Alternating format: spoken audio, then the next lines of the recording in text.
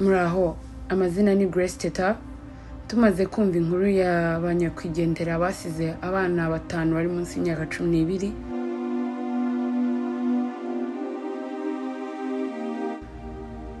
Nifuzaga kubasaba ko twabafasha. Inkunga yanjye, inkunga yawe izaba ikomeye ku buzima bw'abari abana. Nge nawe nyemerera dufashe bari abana babashe gukomeza kubaho kandi neza. Inkunga yawe irakomeye. Murakoze cyane.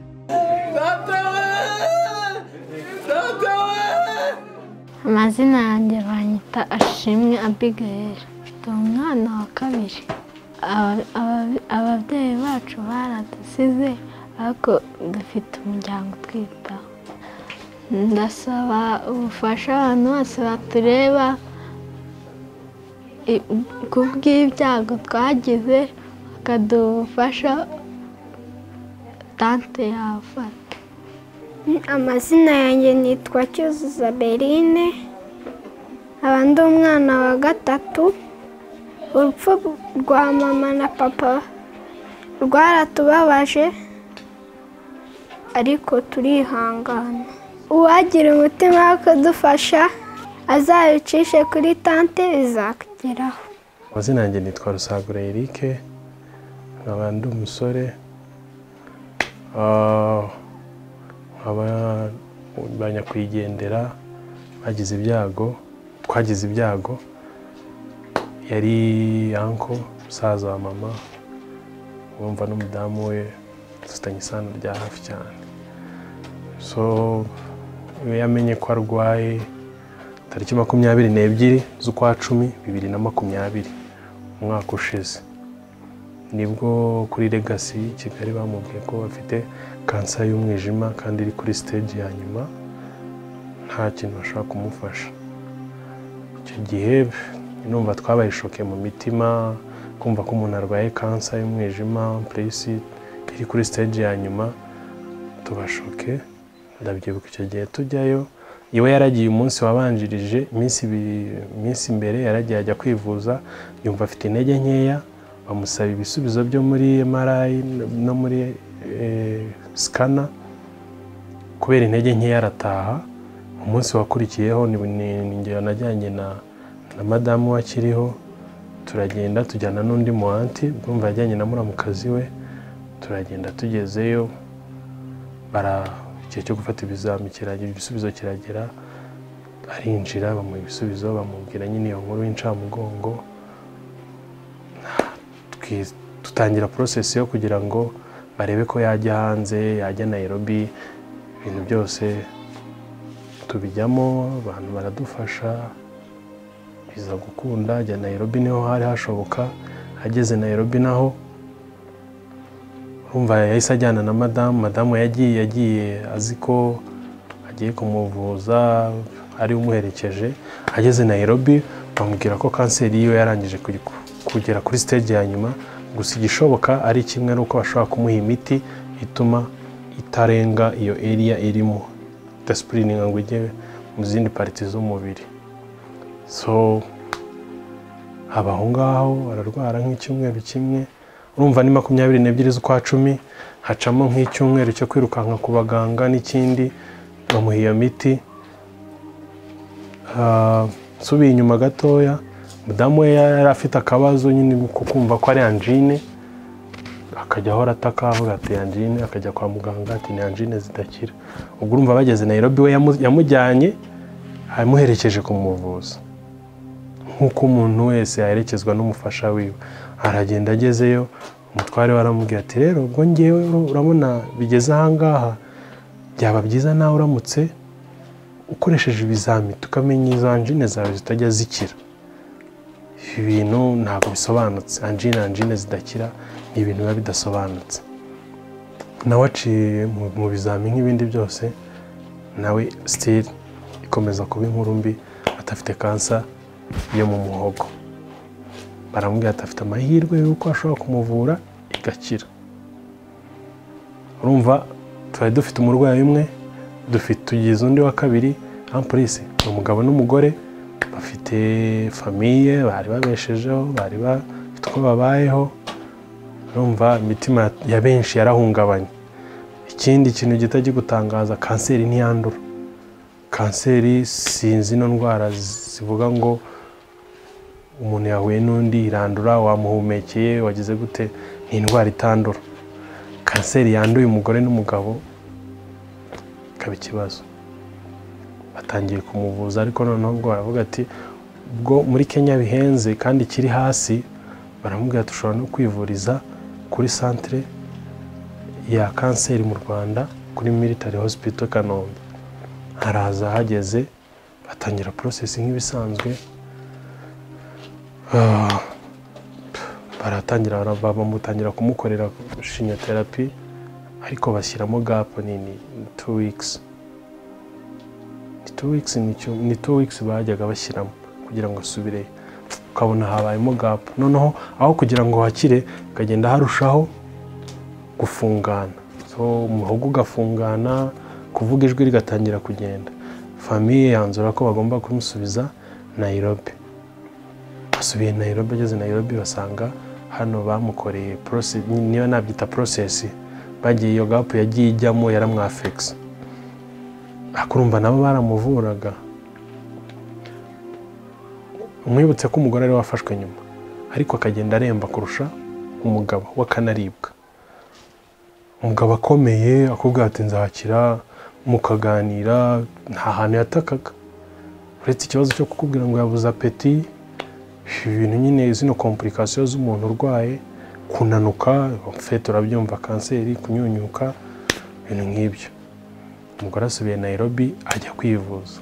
Yagiye mbereho nk'icyumweru imbere y'umugabo. Umugabo yagombaga gusubira muri controle. Agezeyo baramufatirana, bamwitaho, n'umusatsi uragaruka, morali iraza.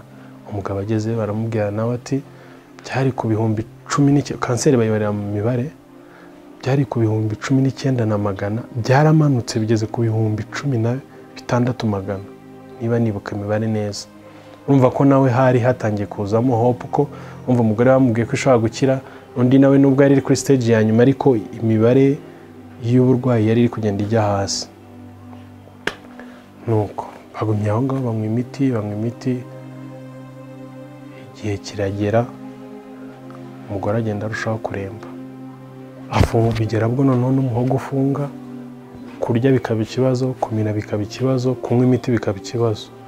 Ngo baza gushaka indi alternative ya kabiri yo kuvuga ngo bamufashe abashe kugira uburyo ki aba yanywa imiti n'ibiryo yarya, ibyo byose bamushyiramo sonde nk'abandi barwaye bose.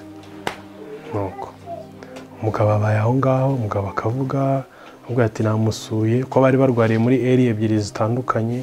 Umwe yari arwariye ku mama umwe, undi arwariye ku wundi mu family yundi, ariko kubera Nairobi nta murwaza ntaki, kandi bakeneye abarwaza, so bakivuza bavuye muri hangere ebyiri zitandukanye. Ariko umugabo akabasha kumusura igihe afite imbaraga.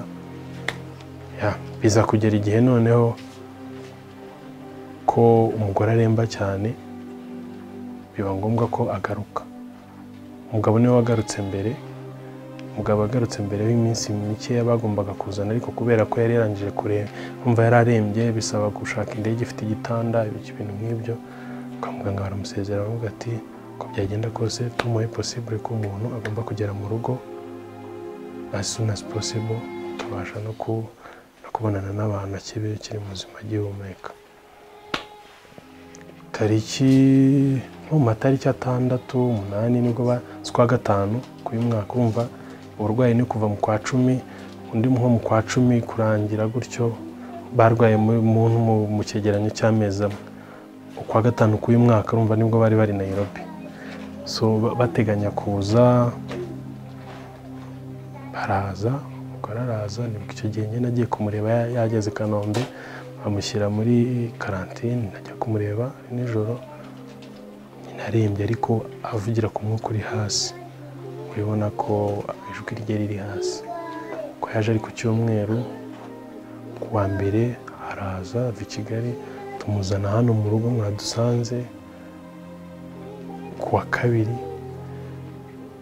kabiri nirirwa mu kazi, ndataha mva i Kigali ntaha i Muhanga, ndaza ndamusuhuza muzanira n'umuti bari bamwandikiye, ngeze hano nka 2:00 z'ijoro turaganira iminota mikeya, umva yavugaga makeya ananiwe gutyo.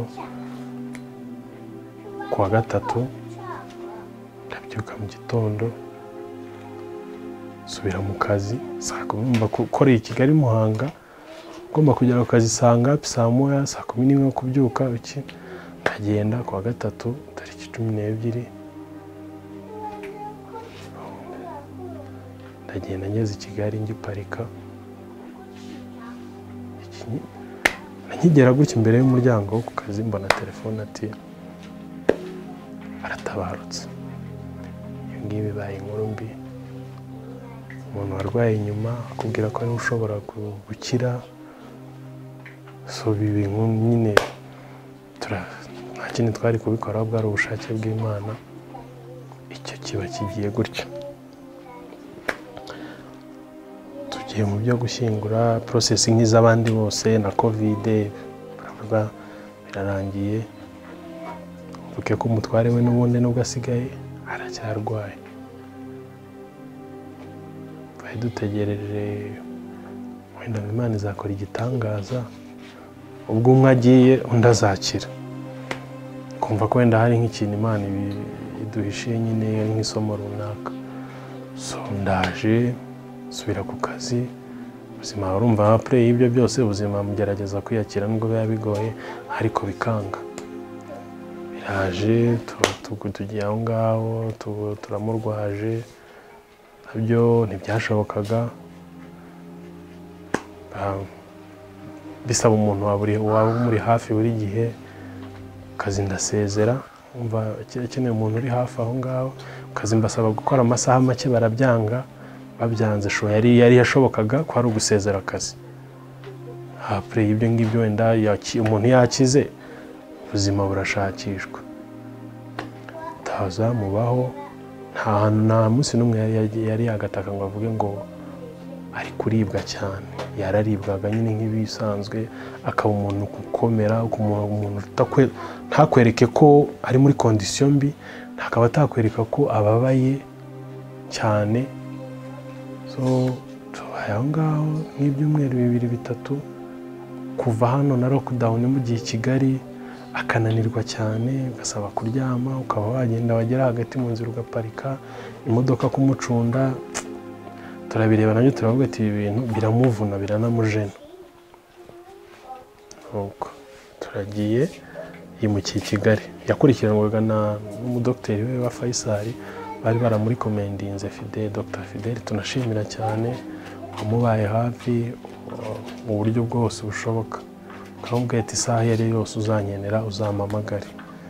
Rimwe na rimwe hari tuba dufite abaganga ariko hari n'abantu baba bafitemo umuntu muri bo, yabatanahara akahita muri komendingira agahamagara undi mudokiteri akamubwira ati hari umurwayi wanjye uje gutya na gutya, ufite uburwayi ubu n'ubu, ureba ikibazo afite umufasha. Tunamushimira cyane, Imana igimuha umugisha. Nuko turagenda twimukira i Kigali, akaba igihe nyine akagira crise nk'iya kanseri, akaruka nyine ikamugaruka cyane. Tugiye i Kigali, tubayeyo, yagira crise ari nijoro tukajya kwa muganga, yagira ari ku manywa tukajya kwa muganga. Ariko nyine ubona ari wa muntu ufite icyizere nka 95% cy'uko azakira. Nawe mwanaganira kandi ukumva afite gahunda yo gukira. Ariko mu minsi ye ya nyuma yafashwe ari kuwa gatanu nibwo yavuze ko ameze nabi, atangira kuruka nyine ibintu bimeze ukuntu,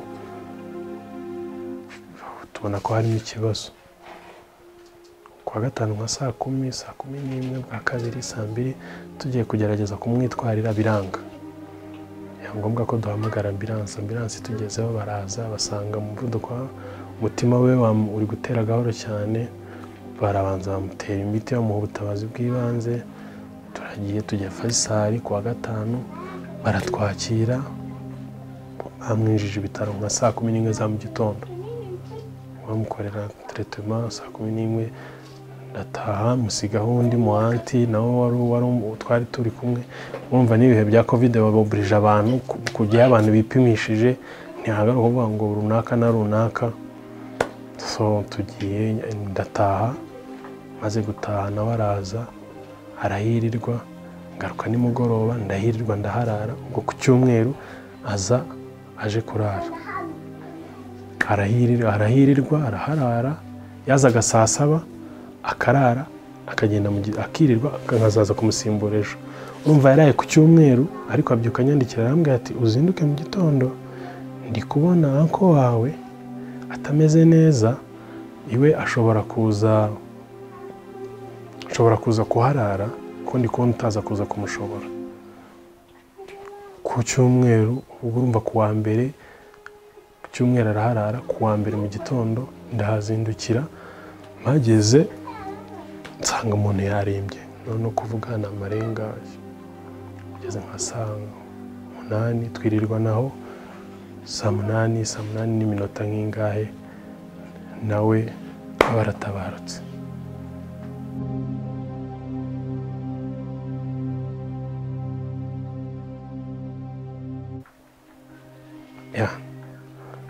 Ibibaye inkuru udafite uko usobanura.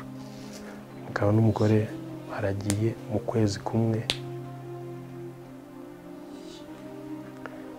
ku ndwara imwe, basize umuryango, basize abana. Umwana wabo w'imfura afite imyaka 12, ubutoya nibura wabonye ufite imyaka 3. Ikibazo yakoraga, umugore yakoraga, bari bibashije, ariko abana uhita wibaza ngo abana gute. Ariko ahantu hari abantu ntihapfa abandi, abana bo kubw'ubushake bw'Imana bazabaho no kwiga kubyakira. Ufite abana bo bariho kandi babayeho ko bari basanzwe babayeho. Urumva papa wabo nta gihe aramara yitabye Imana. Ikintu kirinzwe ni ugusepara abana, nk'uko n'umuntu wari wese ashobora kuvuga ati ndatwara umwana umwe kubera uwo mutima w'impuhwe, kubera kumva iyo nkuru imeze ityo. So iyo separa abana nanone hari ukuntu bibica mu mutwe no mu mikurire yabo. Babayeho ntituzi ngo hari imbere hameze gute. Ujya kumva nk'umuntu araguhamagaye akavuga ati nitwa runaka, numvise inkuru y'aba babyeyi bitabye Imana, nuko mfite ubufasha naguha. Ntabwo ari njye ubwakira, ntabwo ari njye ubwakira, si n'undi uwo ari we wese. Hari umuhanti wabo, umushangazi wabo, niwe ni nimero yiwe, niwe umuntu ushaka kugira icyo abaha abacishaho. Famille bahisemo ni nka konte, bafata ayo mafaranga y'abana bakayashyiraho, kuko si buri wese wayafata. Ushobora kuyampa uyu munsi bigakubitana n'ibibazo mfite, nkayakoresha, undi akayahuriye, undi akayahuriya. Si buri wese ucishwaho inkunga cyangwa se imfashanyo y'abana ngo ayigeze kubigenewe. Ariko hari shangazi wabo, nimero yiwe irahari.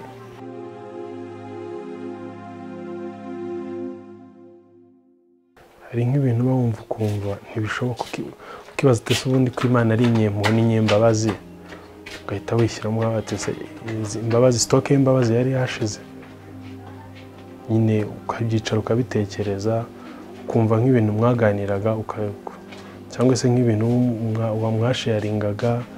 Umuntu twari tubanye hafi amezi 2, tubana umunsi ku munsi, ijoro n'amanywa, imishinga muba mufitanye, umugisha inama. Amaze nubwo bari onkere ariko agera aho ngaho akaba umuvandimwe ku buryo umubitsa n'ibanga, ukumva akakugira inama. Uragenda ugasigara ukumva uri wenyine nubwo uba ufite famiye.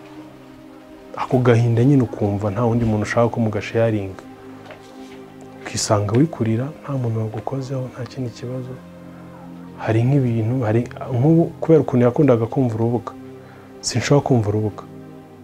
N'ubundi nayo nsanzwe ndakunda imipira, ariko kubana nawe cyane ibintu bituma mwibuka, sinshobora, mba numva nta niyo ngeze hano nkumva harimo nk'urubuga rw'imikino.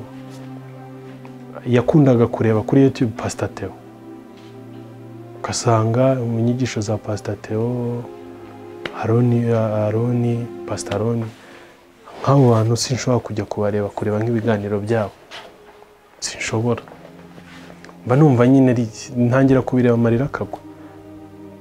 Urumva rero ingaruka za mbere hari ukuntu ugenda uva ku bintu kandi nta ruhare wabigizemo atari na ngombwa.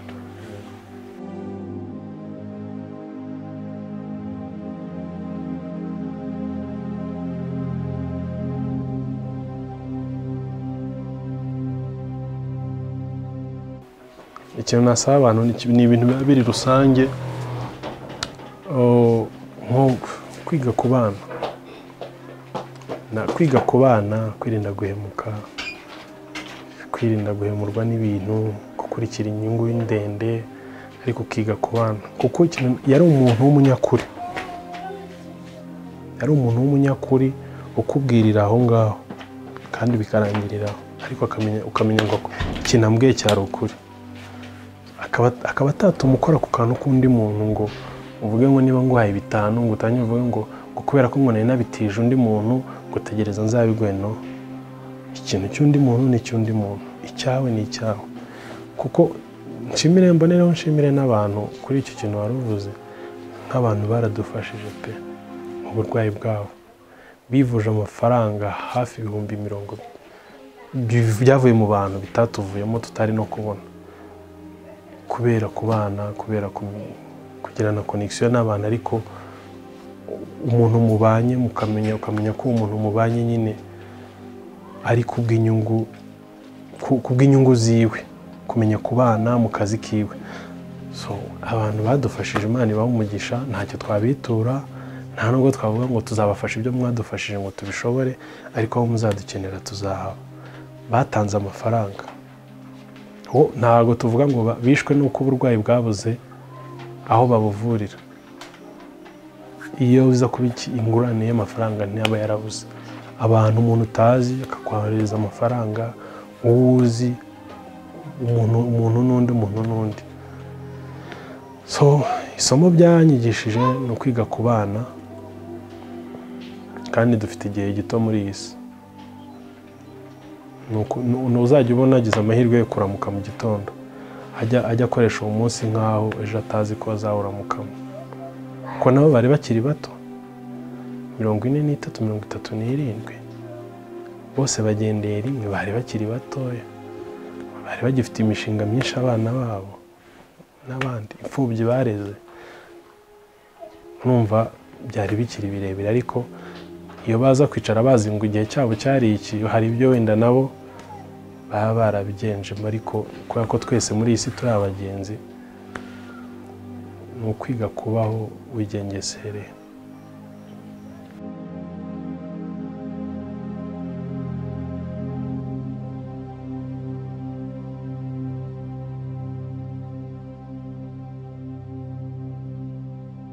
Amazina yanjye nitwa Umutoni Mireille. Mama wangaha yari tante wanjye, so bari nk'ababyeyi. Naje nje yarampamagaye arambwira ngo arashaka ngo nzaze kumusura. Ndambwira ko gusura aho nzaza, ariko bitari ubuvu. Arambwira ati hoya ugomba kuza. So ndaza nk'ibisanzwe kuko twahoranaga n'ubundi niga, nkakunda gutaha hano, ndaza nk'ibisanzwe. Nyuma yo kuza hageze mu kwa 10 nibwo baje kubona indwara, batangira kwivuza, biba ngombwa rero ko nguma mu bana, ibo bakagenda. Urumva kugeza n'ubu ninjye ukiri mu bana, ndacyakora za nshingano bansigiye zo kureba abana, zo kumenya uko bameze, kubitaho. No hafe kuba ko batari kumwe n'ababyeyi, urumva ko ngomba kurushaho no kubitaho, kubera ko batari kumwe n'ababyeyi, kugira ngo batakomeza gutekereza ibintu byinshi. Ikintu mbona cyahindutse ni ikintu gihinduka ku muntu wese. Iyo ubuze umubyeyi, umuntu wabwiraga buri kimwe cyose, wareberagaho buri kimwe cyose, wakeneraga ugasaba umubyeyi. Rero iyo umubuze, urumva ko ubuze ikintu kinini muri wowe. Urumva nta babyeyi bafite, ntabwo abona akangaka ngo yirukanke ngo papa, ntabwo abona mama aje ngo yirukanka yambere nk'ibisanzwe. Nyine uba usanga kenshi banareba n'amafoto bagahita bavuga ati ndore mama, ibintu nk'ibyo. Nka papa Gaye niwe ikintu umwibukiraho cyane cyane, yakundaga kuza mu rugo atashe ugasanga ari gutera sitori n'abantu bose, n'abantu twabanaga agaseka, ikintu cyose yavuga agaseka cyane. Yakundaga no kumva urubuga rw'imikino, isaha yo kumva urubuga rw'imikino guhera saa 3 kugeza saa 5, ayo masaha ntabwo yamucikaga. Icyo nicyo kintu mwibukiraho cyane. Mama wabo ikintu mwibukiraho cyane, yakundaga kumpamagara niyo tutaba turi kumwe, yaba yasotse andi mu rugo akakomeza kumpamagara ambaza uko tumeze. Ikindi mwibukiraho, yakundaga, hari isheni yakundaga kureba y'amaseri yitwa telenovela cyane, iyo nyirebye mpita nibuka mama wabo. Ikintu nabasaba, umuntu wese iyo yumvishije iyi story ahita agira emotion akumva ashaka kubafasha, swate kubyerekeranye n'amafaranga cyangwa se akumva yatwara umwana. Ikintu wenda nabasaba, inkunga yose bashaka kuwohereza, hari umutansi n'ubishinzwe, wenda baza kuguheza iyo nimero akaba ariyo bayishiraho kuva barwara kugeza bitabye Imana. Hari abantu bitanze mu masengesho, hari abantu badufashije mu nkunga, ibintu bijyanye n'amafaranga. Urumva kuvuza abantu 2 kanseri ntabwo byari byoroshye. Hari abantu rero bagiye bitanga, hari abantu baje kudusura, baje kudutabara, kandi urabona muri ibi bya covid ntabwo biba byoroshye. Kubura umuntu ukabura n'umuntu n'umwe uza kugutabara biba ari ikibazo. Akozo ndashimira buri muntu wese wafashe umwanya we wakaza akadutabara, n'amasengesho, inkunga amasengesho n'amafaranga batanze, bose turabashimiye. Imana izaba umugisha. Twebwe ubwacu nta kintu twakora, ariko icyo tubasabira ni umugisha uva ku Mana. Yitwa Munezero Angelique. Abangaba bitabye Imana ni abana banjye. Urupfu rwabo rwaratubabaje cyane, kubona umugore n'umugabo bapfira rimwe basize abana batoya. Abana urabona ko babaye imfubyi. Buriya abana niyo wabitaho nka nyirakuru cyangwa se nka nyirasenge, baba bafite ikibazo n'ubundi ko batari kumwe n'ubundi n'ababyeyi. Ibyo rero byaratubabaje, bidutera agahinda kenshi. Abana badusigiye, twabizeza ko tuzabana nabo, tuzababa hafi, nubwo wenda tutashobora kubamara agahinda hari ku mutima k'ababyeyi, ariko tuzagerageza kubegera. Ugize impuhwe zo kubafasha, ndumva kubera iki kibazo cyakoze ku bantu benshi, cyakoze ku mutima wa benshi, cyababaje benshi. Umuntu ufite impuhwe za kibyeyi n'imbabazi mu by'ukuri yagira icyo abafasha, kuko abana baracyari batoya cyane kandi bakeneye kubaho neza, bakiga kuko n'ubundi bokwize bafite ababyeyi. Rero ababa bafite uwo mutima bogira icyo mu by'ukuri bafasha abana. Jewe kiri ku mutima ni uko abana babona ubwo bufasha, cyangwa se babona nk'abo baterankunga mu by'ukuri bakabafasha, kugira ngo abana biyumve kuko nabo bari mu buzima bwiza kandi bakomeze mu by'ukuri nk'uko n'ubundi ababyeyi bari babafashe. Bareke kugaragaza cyane ubwigunge n'agahinda kenshi.